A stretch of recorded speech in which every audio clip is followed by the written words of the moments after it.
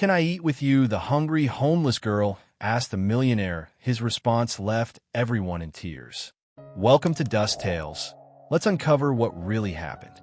The wind was a blade against the exposed stone of the mountains, a sound that had long since scrubbed the valley clean of anything soft.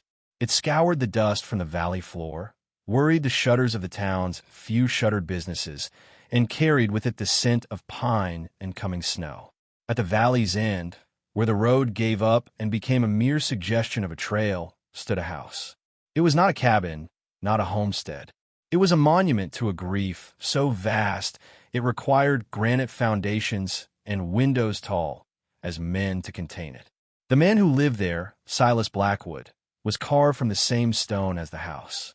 His wealth was a known thing, spoken of in hushed tones in the town below, a whisper of gold mines in the north, of timber rights that stretched for 100 miles. But his presence was a ghost. He was a man who had bought the entire valley only to fill it with his own silence. He had come here a decade ago with a wife whose laughter, they said, could make wildflowers grow from rock, and a daughter with eyes the color of the summer sky. Now, there was only Silas and the silence, and the wind that never stopped asking where they had gone. One evening, as dusk bled purple and orange across the serrated peaks, a thing happened that had not happened in years. A figure appeared on the trail leading to the house. It was a girl, no older than 17, though the hollows in her cheeks and the ancient exhaustion in her posture made her ageless. Her name was Alara, but she had forgotten what it felt like to be called by it. Her dress was the color of dust, torn at the hem and thin at the elbows. She walked with a limp, not from injury, but from a weariness that had settled deep in her bones. The town had cast her out. After her father's death, the storekeeper to whom he'd owed a small fortune had taken their home, their few belongings, and their good name. He'd called her a vagrant, a weight on the community, and the townsfolk, eager for a target for their own quiet fears, had agreed. They had watched, silent, as the sheriff escorted her to the edge of town and pointed toward the mountains. "Keep walking," he'd said, his voice devoid of pity. "The world's got no room for strays." So she had walked. She walked until the sun fell and the cold began to seep through her worn shoes. She was drawn to Silas Blackwood's house not by hope, but by the smell of roasting meat. It was a scent so foreign, so impossibly rich, that it felt like a memory from another life. She didn't dare approach the main door. Instead, she huddled near a low stone wall that bordered the kitchens, where a sliver of warm, golden light escaped from a window. The cold was a physical thing now, a predator with teeth. She drew her knees to her chest, her stomach a tight, aching knot. She wasn't thinking of begging. She was only thinking of the warmth, of the scent, of what it was to be inside, shielded from the wind. She must have dozed, lulled into a stupor by hunger and cold, because the next thing she knew, a shadow fell over her. She looked up, her heart a frantic bird in her chest. Silas Blackwood stood there. He was taller than the story suggested, his shoulders a bulwark against the wind. His face, shadowed by the brim of his hat, was a landscape of harsh lines and quiet sorrow. His eyes, the color of a winter storm, fixed on her, missing nothing, the torn dress, the chapped lips, the defiant terror in her gaze. He didn't speak. He simply watched her, his expression unreadable. Men had looked at her with pity, with scorn, with a fleeting, ugly desire. No one had ever looked at her like this, as if she were a piece of the wilderness itself that had strayed too close to his fire. Alara forced herself to her feet, her body stiff and slow. The wind tore at her hair. She had no words. What could she say? That she was hungry? That she was alone? The world already knew. She met his gaze, her chin held high, a last, tattered remnant of her pride. The silence stretched, broken only by the keening of the wind. Then she saw his gaze shift, just slightly, to the kitchen window behind her, to the light and the warmth she had been so desperately close to. He looked back at her, and for the first time, a flicker of something moved in the stony depths of his eyes. It wasn't kindness. It was recognition. He knew the shape of the cold. He knew the language of being outside. He gave a single, almost imperceptible nod toward the house. It wasn't an invitation. It was a verdict. She could come in, or she could die out here. He turned and walked toward a small side door without looking back. The crunch of his boots on the gravel a final, stark command. For a moment, Alara didn't move. To follow was to surrender what little she had left. But to stay was to surrender everything. Her feet, numb and aching, began to move, carrying her out of the wind and into the suffocating, lonely warmth of his world. The kitchen was a cavern of copper pots and scrubbed stone, larger than the entire cottage she had once called home. A fire roared in a massive hearth, its heat a physical blow after the biting cold. A half-eaten plate of roasted venison sat on a heavy oak table, the source of the scent that had drawn her here. Alara stood just inside the door, clutching her arms, feeling small and out of place, a smudge of dirt on a pristine canvas. Silas didn't look at her. He walked to the table, took the plate, and set it in front of an empty chair. He gestured to it with his chin, a silent, almost grudging command. Her stomach churned, a painful mix of gnawing hunger and pride. She hadn't eaten a full meal in days, but accepting it felt like a transaction, a debt she could never repay. Still, the scent of the meat, the warmth of the room, was a siren's call. She moved slowly, her limbs stiff, and sat in the chair. Her hands trembled as she picked up the fork. She ate, not greedily, but with a slow, deliberate focus, as if memorizing the taste. Each bite was a painful, exquisite anchor to life. Silas poured a cup of water from a pitcher and set it beside her. He didn't sit. He stood by the hearth, one arm resting on the stone mantel, his back to her. The silence in the room was different from the silence outside. Out there, it was empty. In here, it was full, heavy with unspoken histories and the ghosts of laughter that no longer echoed off the high ceilings. When she finished, she set the fork down, the sound unnaturally loud in the quiet. "Thank you," she whispered, her voice a raw thing. He gave a slight nod, still not turning. "There's a room at the top of the servants' stairs," he said, his voice a low rumble, like stones shifting underground. "The bed is made. You can stay the night." "I have no way to pay you," she said, the words costing her what little pride she had left.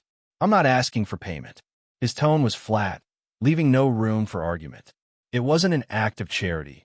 It was a simple statement of fact, as if her presence was a problem he had decided to solve with the least amount of fuss possible. A stout woman with a severe bun and an apron as white as the snow outside entered from hallway. She stopped short, her eyes widening as she saw Alara. Her gaze flicked from the girl's tattered dress to the empty plate, and then to Silas, a question clear on her face.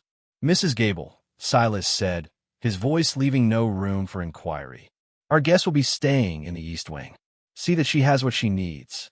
The housekeeper's lips thinned into a hard line, but she nodded curtly. "As you wish, sir." She looked at Alara with undisguised disapproval. "Come along, girl." Alara followed her up a narrow, winding staircase into a part of the house that was dark and cold.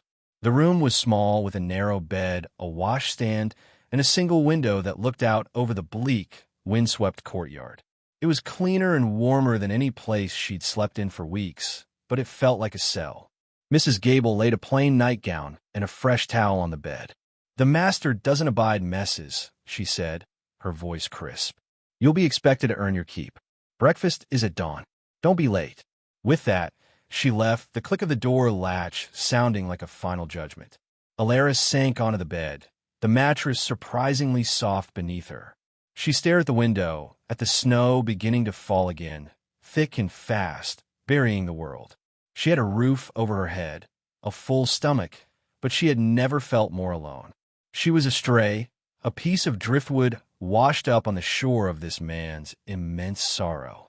She didn't know what he wanted from her, but she knew, with a cold certainty, that kindness was never free.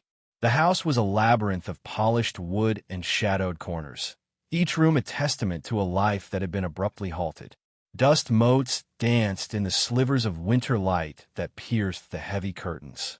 Portraits of a smiling woman and a young girl with Silas's stormy eyes hung on the walls, their gazes following Alara as she moved through the halls. She learned to make herself invisible. She rose before the sun, swept the hearths, polished the silver that was never used, and mended linens that were already perfectly stored. Mrs. Gable watched her with hawk-like scrutiny, her silence a constant, simmering judgment. Silas remained a ghost.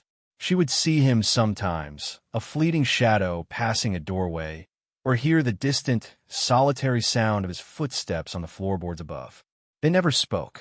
He left a plate for her on the kitchen table each evening, and each morning it was gone. It was a strange, silent communion, a ritual that acknowledged her existence without ever demanding her presence. She was a creature living in the cracks of his life, sustained by his wealth, but untouched by his world. One afternoon, while clearing withered leaves from a stone pathway in the walled garden, she found him. He was standing before two small graves marked with simple, unadorned granite stones. Snow had collected on his shoulders, and he stood so still he might have been one of them, a statue of grief. He didn't seem to notice her. He was lost in a place she couldn't see, his face a mask of such profound, unending loss that it made her own sorrow feel small and insignificant. She backed away slowly, her heart aching for this stranger who had given her shelter. She understood, then, that the house wasn't empty. It was full to bursting with what was gone. The weight of it was in the air, in the very stones. That night, she couldn't sleep. The wind howled, rattling her window frame.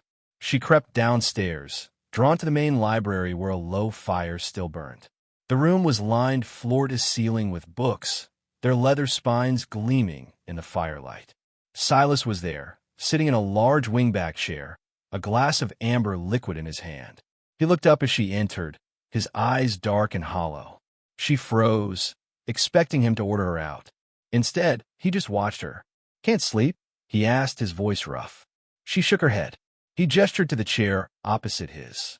She hesitated, then sat on the edge of the seat, her hands clasped tightly in her lap. The fire crackled between them, a living, breathing thing in the vast silence. "The wind is loud," she said, for lack of anything else to say. "It's always loud here," he replied, his gaze returning to the flames. "It's the mountain. It mourns." They sat like that for what felt like an hour. Alara found herself relaxing, the warmth of the fire seeping into her. It was the first time she had shared a room with him that didn't feel like an intrusion. She was not a servant, not a stray, just another person awake in the dead of night. He drained his glass and set it down.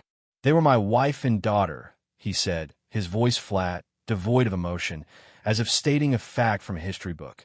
"A sickness came through the valley one spring. It took them both within a week."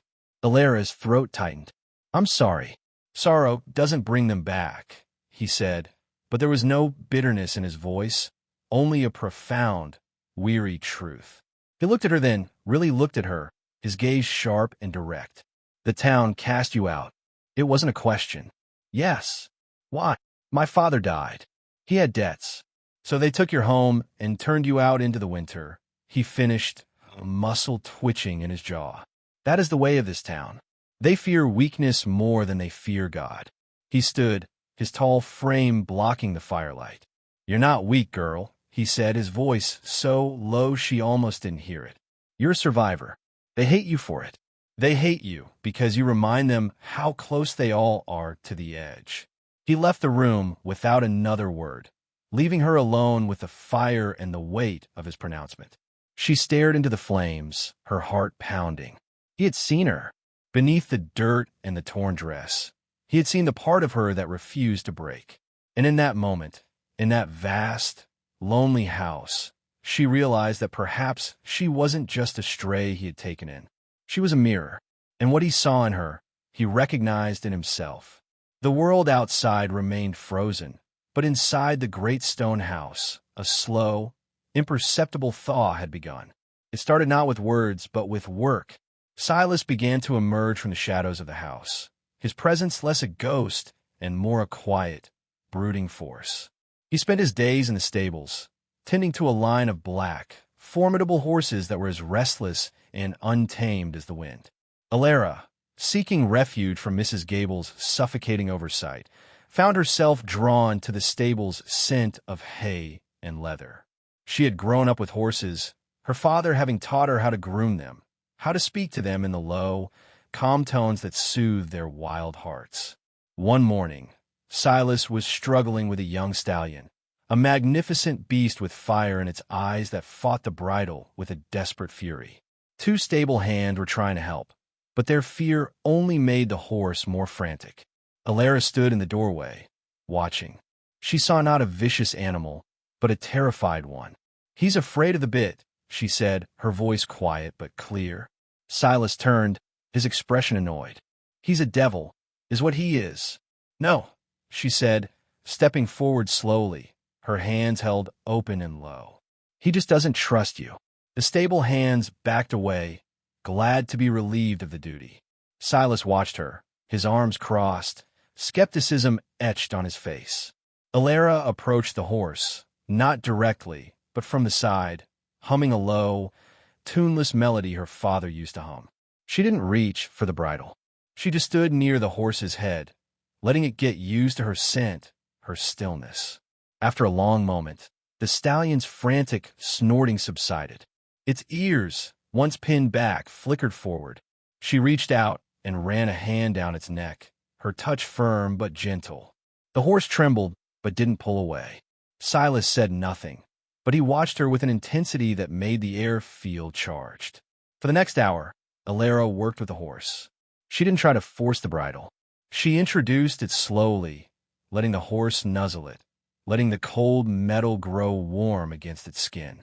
By the time the sun was high, the stallion stood calm, the bridle resting easily in place, its dark eyes soft and trusting. Alara turned to Silas, her cheeks flushed with a mixture of pride and apprehension. He stared at her, then at the horse, and then back at her. A slow, almost grudging respect dawned in his eyes. "Where did you learn to do that?" he asked. "My father taught me. He was a good teacher." It was the first compliment he had ever given her, and it landed in her chest with a surprising warmth. After that, something shifted. He didn't ask her to help in the stables, but he didn't stop her when she appeared each morning. They worked in a shared silence, their movements a kind of unspoken conversation. He would muck out the stalls. She would groom the horses. He would repair the tack. She would fill the troughs. Mrs. Gable disapproved, her lips growing thinner each day, but she said nothing to Silas. Even she knew better than to question his decisions. The town, however, was not so restrained. When Silas rode into town for supplies, a rare event, the whispers followed him like crows. The sight of him, once a recluse, now appearing in town, sparked curiosity. Then, one day, he took Alara with him. She sat beside him on the wagon seat, her spine straight, her hands folded in the lap of a simple but clean dress she had mended herself. The stairs were like physical blows. People stopped on the boardwalks to watch them pass. Women whispered behind their hands. Men glowered from the saloon doorways. Alara kept her eyes fixed forward, but she could feel the heat of their judgment. At the general store, the proprietor, the same man who had taken her home, stood behind the counter, his face a mask of smug disbelief. Well, he said, his voice dripping with insinuation. "Look what the mountain cat dragged in. Find herself a rich protector. Did you, girl?" Before Alara could respond, Silas stepped in front of her, his shadow falling over the counter. He didn't raise his voice. He didn't have to. His presence was enough to suck the air from the room. "Give me a sack of flour, 50 pounds of salt, and a bolt of wool cloth," he said, his voice as cold and hard as granite. "And if you ever speak to her that way again, I will buy this store and tear it down to the foundation, with you still in it." The storekeeper paled, his smugness evaporating. He stammered an apology and hurried to fill the order, his hands shaking. Outside, the town was still watching. As Silas helped Alara back onto the wagon, a woman from the church, a self-appointed guardian of the town's morality, stepped forward. "Mr. Blackwood," she began, her voice shrill. "It is not proper for a man of your standing to be housing a woman of her reputation. People are talking. Silas turned to face her, his eyes like chips of ice. "Then let them talk," he said. "Their words are like the wind. They make a lot of noise, but they change nothing. She is under my protection. That is all you need to know." He climbed onto the wagon and flicked the reins, leaving the woman standing in the street, her mouth agape. On the ride back to the house, neither of them spoke. But Alara felt something new settling between them. He hadn't just given her shelter. He had given her his name as a shield. He had stood between her and the world that had tried to crush her. When they arrived back at the house, the sun was setting, painting the mountains in hues of rose and gold. As he helped her down, his hand lingered on her arm for a moment longer than necessary. Their eyes met, and in the quiet of the courtyard, with the scent of pine and oncoming night in the air, she understood that this was no longer just about survival. A bond had been forged, not in a church or with a ring, but in shared work, quiet understanding, and a defiant stand against the cruelty of the world. The house was still a place of sorrow, but it was no longer lonely. It was a sanctuary, and for the first time, it felt like hers as much as it was his. The winter began to lose its hold on the valley. Patches of earth appeared from beneath the snow like old secrets, and the river at the base of the mountain began to speak again, its voice a low, insistent rumble. Inside the house, the thaw was quieter but just as profound. The silences between Silas and Alara were now woven with a comfortable familiarity. They no longer felt the need to fill the space with words. Their shared presence was enough. They had settled into a rhythm that felt as natural as the changing seasons. Mornings in the stables, afternoons working on the vast, neglected grounds of the estate, and evenings by the fire in the library. He would read, his deep voice filling the room with tales of faraway lands and ancient histories, and she would sit and listen, her hands busy with mending or spinning wool. It was during one of these evenings that he told her about his wife. He didn't speak of her sickness, but of her life. He spoke of her love for the garden, of how she believed you could hear the mountains sing if you listened closely enough. She would have liked you, he said, his gaze distant, fixed on a portrait above the mantel. She had no patience for fools, but she had a soft heart for anything that had been broken. Alara didn't know what to say, so she simply nodded, her own heart aching with a strange mix of sorrow for the woman she'd never known and gratitude for the man she was beginning to. Her own past remained a locked room, but Silas never pushed for the key.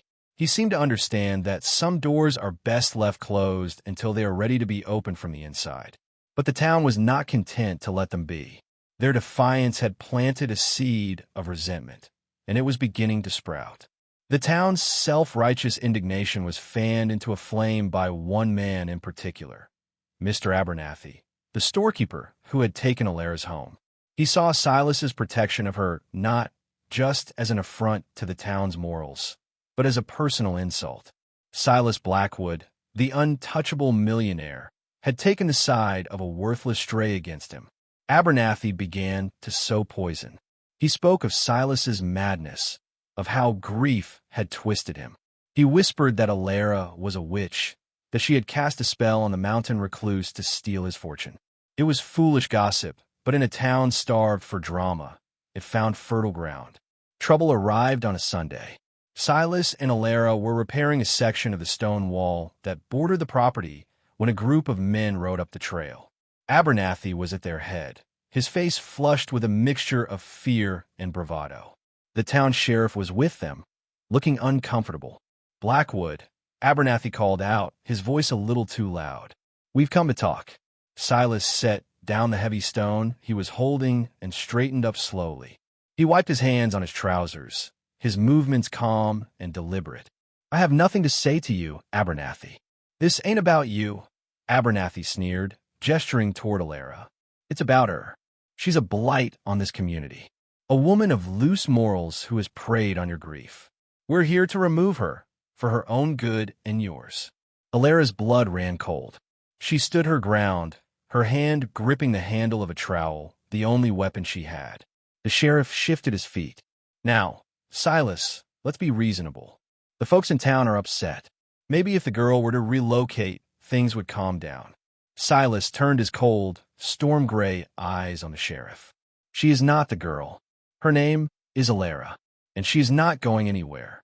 His voice was quiet, but it carried the weight of the mountain behind it. Abernathy laughed, a short, ugly sound. You can't keep her here. It ain't right. We have a right to protect our town from her kind. He spurred his horse forward, reaching down as if to grab Alara's arm. In a flash, Silas moved.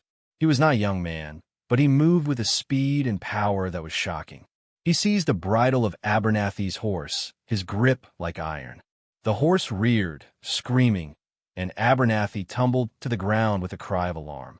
Silas stood over him, his face a mask of cold fury. "This is my land," he said, each word a chip of ice. "She is my guest. If you or any of your men ever set foot on this property again without my invitation, you will be removed. By force." The other men, who had been full of bravado moments before, now looked uncertain. They had come expecting to intimidate a grieving recluse. They had found a sleeping giant. The sheriff, seeing the situation escalating, stepped forward, his hands raised. "All right, Silas, all right. We're going. No need for more trouble." He helped a sputtering, humiliated Abernathy to his feet, and the men retreated down the trail, their threats turning to muttered curses. When they were gone, Silas turned to Alara. She was trembling, the trowel still clutched in her hand. He gently took it from her and set it aside. "Are you all right?" he asked, his voice softer now. She could only nod, the words caught in her throat. He had not just defended her. He had fought for her. He had called her by her name. He had made her real in a world that wanted her to be a ghost. That evening, the air in the library was different. The unspoken tension had been replaced by a quiet, raw vulnerability. Alara found herself telling him about her father, about their small life, about the weight of the debt he'd left behind. She spoke of her mother, who had died when she was a child, and of the loneliness that had been her constant companion ever since. Silas listened, his gaze never leaving her face. When she was finished, he didn't offer empty platitudes. He simply said, "Grief is a heavy stone to carry alone." He stood and walked to a small, locked chest in the corner of the room. He opened it and took out a small, leather-bound book. "This was my wife's," he said, handing it to her. "Her garden journal." Alara opened it carefully. The pages were filled with elegant handwriting, sketches of flowers, and notes about the seasons. On the first page, an inscription read, "To plant a garden is to believe in tomorrow." Tears welled in Alara's eyes. She looked up at Silas, her heart full of an emotion she couldn't name. It was more than gratitude. It was a sense of belonging so profound it felt like coming home.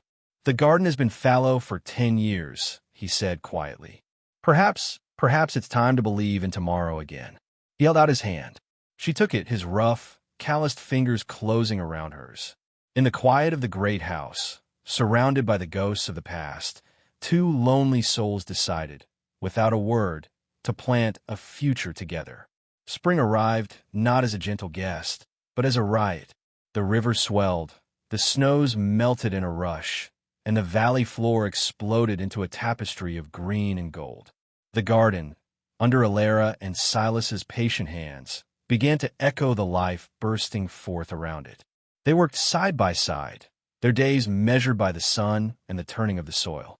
The work was hard, but it was honest, and with each seedling they planted, they were putting down roots of their own. The physical closeness the work demanded slowly eroded the last of the formal distance between them. A shared look over a row of carrots, a light brush of hands as he passed her a tool, a quiet laugh when a goat escaped its pen and tried to eat the new cabbage shoots. These small moments became the foundation of something solid and real. The town left them alone, for the most part. Silas's stand had been a clear warning, and his wealth was a language even fools like Abernathy understood. But the isolation, once a source of loneliness, had become a shield. Their mountain was a fortress, the house a sanctuary. They had each other, and for now, that was enough. One evening, after a long day in the sun, they sat on the porch, watching the stars begin to prick the deep indigo sky. Alara was humming the same tuneless melody she had used to calm the stallion.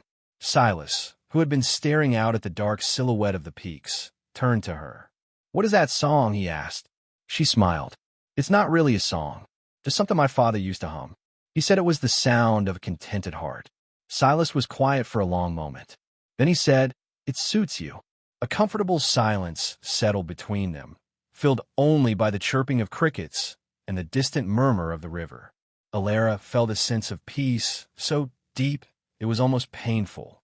She had come to this valley with nothing but the clothes on her back and a heart full of sorrow.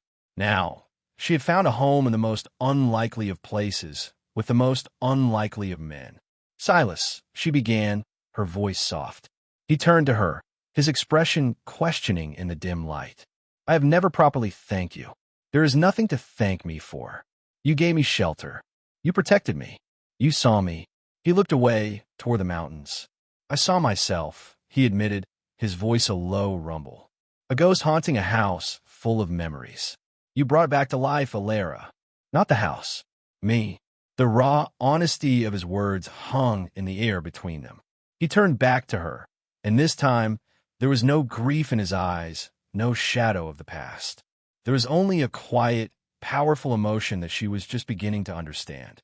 He reached out, his rough fingers gently brushing a stray strand of hair from her cheek. His touch was electric, a spark in the cool night air. She leaned into it, her eyes closing for a moment. This was the precipice, the moment where everything could change. The space between them crackled with unspoken possibility. But the world was not yet finished with them. A sound broke the stillness, the frantic, panicked barking of the dogs from the stables, followed by a bright, angry orange glow that began to lick the sky from behind the ridge of the barn. Fire. Silas was on his feet in an instant, his face a mask of grim resolve. "Stay here," he commanded, already moving toward the stables. But Alara was right behind him. "No, I'm with you." They ran toward the blaze, the heat and the roar of the flames growing with every step. The barn, the beautiful old structure where they had first found their silent rhythm, was engulfed in flames. It wasn't a wildfire. The flames were centered, deliberate. This was an attack. As they got closer, they saw figures silhouetted against the fire. Two men, their faces hidden by the darkness, tossing something onto the flames. It was Abernathy's work, a final, cowardly act of vengeance. Silas didn't hesitate. He grabbed a heavy bucket from the well and ran toward the fire, shouting at the men, "Get off my land!" The men, startled, turned and fled into the darkness, but the damage was done. The fire was too large, too hungry. The old wood of the barn was like tinder. Alara worked beside Silas, hauling bucket after bucket of water, her lungs burning with smoke, her eyes streaming. They fought the blaze with a desperate, silent coordination, their movements a frantic dance against the destructive rage of the fire. They couldn't save the barn. They could only keep it from spreading to the house. As the roof of the barn finally collapsed in a shower of sparks and embers, they stumbled back, exhausted, smoke-stained, and defeated. They stood for a long time, watching the fire die down, the once proud structure now a skeletal ruin. The beautiful building where they had found their first true connection was gone, turned to ash. Alara felt tears of frustration and anger stream down her face. Silas put his arm around her shoulders, pulling her close. She leaned against him, drawing strength from his solid presence. "He will not win," Silas said, his voice a low, dangerous promise. "He can burn my buildings, but he cannot touch this." He gestured from the ruined barn to the house, to the garden, to the land that stretched out around them. Alara looked at the smoldering ruins, and then at Silas, his face illuminated by the dying glow. She saw not defeat, but a hardened resolve. The fire had taken their sanctuary, but it had forged them into something stronger. They were no longer just a man and a woman who had found refuge in each other. They were partners, and their war with the petty, cruel world of the town was not over. It had just truly begun. The ashes of the barn were still warm when the sheriff arrived the next morning. He looked at the smoking ruins, then at Silas and Alara, his face a mixture of pity and exasperation. "I heard the commotion," he said, dismounting. This has Abernathy's stink all over it. It does, Silas agreed, his voice flat and cold. And what do you intend to do about it, Sheriff? The sheriff sighed, taking off his hat and running a hand through his thinning hair. Silas, you know how it is. I have no proof. Abernathy will claim he was home in bed. His cronies will swear to it. It'll be his word against yours. So a man can burn down another's property, threaten a woman, and the law has nothing to say? Alara asked, her voice sharp with an anger that surprised even herself. The sheriff looked at her, and for the first time, he seemed to see her not as a problem, but as a person. The law needs evidence, miss, not just suspicion. Then we will find it, Silas stated, his eyes locking with the sheriff's. It was not a request. It was a declaration. Over the next few days, a change came over Silas. The quiet, brooding recluse was gone, replaced by a man of cold, calculating purpose. He spent hours in his study, poring over maps and ledgers, his pen scratching late into the night. Alara didn't ask what he was doing. She simply made sure the coffee was always hot and the fire was always burning. She knew he was not a man to be trifled with, and she trusted him. She had her own part to play. She began to ride into town alone, not to the general store, but to the small, overlooked corners of the community. She spoke to the blacksmith's wife, who had always been kind to her. She visited the stable boy who Abernathy had fired for a small mistake. She listened. She gathered the quiet, unspoken truths of the town, stories of Abernathy's shady land deals, of his bullying tactics, of the fear he used to control people. She was no longer the timid stray. She was a woman with a purpose, her grief and anger honed into a sharp, intelligent weapon. One evening, she returned to find Silas waiting for her in the library. A large map of the valley was spread out on the table. He had marked it with dozens of small, intricate lines. Abernathy doesn't just own the store, Silas said, pointing to a section of the map. He holds a mortgage on half the farms in this valley. He's been buying up water rights for years, slowly choking people out. He wanted your father's land not for the debt, but for the creek that runs through it. Alara looked at the map, the pieces clicking into place. He's a snake. And snakes, Silas said, his eyes glinting with a dangerous light, are best dealt with by cutting off their heads. The next day, Silas rode into town. He didn't go to the sheriff. He went to the bank. He went to the land office. He spent the entire day in quiet, closed-door meetings. When he returned that evening, he looked tired, but there was a grim satisfaction on his face. The following morning, the town awoke to a shock. Notices had been posted on the door of the bank and the general store. Silas Blackwood had purchased every outstanding mortgage held by Abernathy. He had also bought the controlling interest in the town's only bank.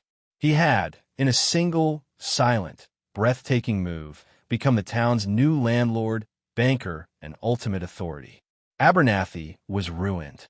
The power he had wielded, the fear he had cultivated, had vanished overnight. He stormed up to Silas's estate that afternoon, his face purple with rage. "You can't do this," he shrieked, his voice cracking. "I'll sue you. I'll ruin you." Silas met him on the porch, Alara standing quietly beside him. He looked at the sputtering, impotent man with something akin to pity. "You have nothing to sue me with, Abernathy," he said calmly. "And as for ruining me, you are a small man with small ambitions. You try to ruin a good woman because she was an easy target. You burned down my barn because you are a coward. You're already ruined. You just didn't know it until today." He turned to Alara. "I believe Mr. Abernathy was just leaving." Abernathy stared at them, his face a mask of disbelief and hatred. Then, defeated, he turned and stumbled away, a broken man. As his figure disappeared down the trail, a quiet fell over the valley. The wind still blew, but it no longer sounded like a blade. It sounded like a sigh of relief. Alara looked at Silas, her heart swelling with an overwhelming emotion.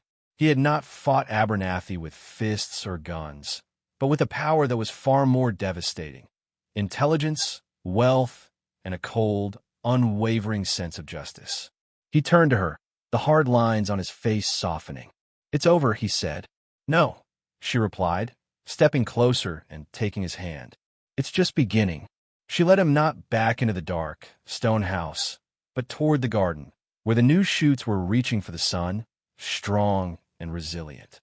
The fire had taken something from them, but it had given them something, too, a shared purpose and the knowledge that together they could rebuild not just a barn, but a life. The town was never the same. With Abernathy's venom gone, a quiet decency began to return. People started to look at Alara not with suspicion, but with a grudging respect that slowly warmed into acceptance. They saw her working beside Silas, saw the life returning to the Blackwood estate, and they understood. She was not a witch or stray. She was the woman who had tamed the mountain's grieving ghost. The following autumn, there was a wedding in the valley. It wasn't in the cold, formal church in town, but in the garden of the Blackwood estate, surrounded by the vibrant colors of the harvest. Alara wore a simple dress of deep blue, the color of the mountain shadows at twilight. Silas stood beside her, his hand in hers, his stormy eyes clear and calm. The entire valley was there, not as judges but as guests. They had come to celebrate the union of the two people who had, in their own quiet way, saved them all. As the sun set, casting a golden glow over the celebration, Silas led Alara to the two small graves at the edge of the garden. They had planted wildflowers there, and the blooms were a riot of color. They would be happy, Silas said, his voice thick with emotion. Alara leaned her head on his shoulder. They are, she whispered. That night, as they stood on the porch of the great house, looking out at the valley that was now truly their home, Alara thought of the hungry, desperate girl who had huddled by a stone wall, drawn by the scent of roasting meat. She had come seeking only a moment of warmth, a brief respite from the cold. She had found a life. She had found a home. She had found love in the heart of a man who, like her, had been broken by the world but refused to be defeated by it. His response left everyone in tears. The stories in town would later say, simplifying a long, hard journey into a single, sentimental phrase. But Alara knew the truth. It wasn't a single response that had changed everything. It was 1,000 quiet moments, a shared meal, a calm hand on a frightened horse, a defiant stand, a garden planted in faith. And it wasn't just the town that had been moved to tears. It was the mountain itself, which, after a decade of mourning, had finally learned to sing again.